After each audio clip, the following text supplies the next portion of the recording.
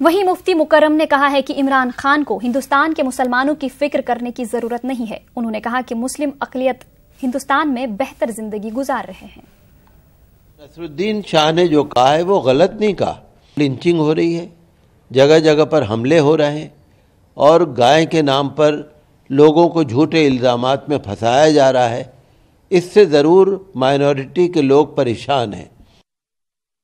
पाकिस्तान के वज़ीर आज़म इमरान खान ने हिंदुस्तानी अक़लियतों के तई हमदर्दी का इजहार किया था, जिसे मुसलमानों ने सिरे से ही नकार दिया है। दिल्ली के जंतर मंतर पर रजा एकेडमी की जानिब से एक एहतिजाजी मुजाहरा किया गया और पाकिस्तान मुर्दाबाद के नारे लगाए गए।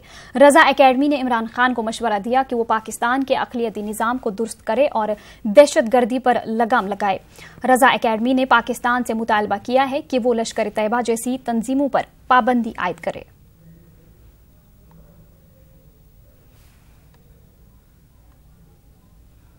मांग ये है कि इमरान खान हिंदुस्तानी मुसलमानों के ताल्लुक़ से उनका जो ताज़ा बयान आया है, तो उनको अगर कुछ करना है तो अपने मुल्क की जमहूरियत को मजबूत करें और हिंदुस्तान पाकिस्तान के रिश्ते और ताल्लुक़ात दुरुस्त करें और हाफिज़ सईद जैसे आतंकवादी को गिरफ्तार करें, उसके खिलाफ कानूनी कार्रवाई करें, सख्त सज़ा दें। जिन उलमा को बिला वजह बग़ैर किसी बुनियाद के गिरफ्तार किया गया है, उनको रिहा करें और प्रॉफिट मोहम्मद सल्लल्लाहु अलैहि वसल्लम की अज़मत के ख़िलाफ़ उनकी शान में अगर कोई बकवास करता है और जुर्म उसका साबित हो जाता है तो उसके ख़िलाफ़ सख्त कदम उठाया जाए और उसको सख्त सज़ा दी जाए।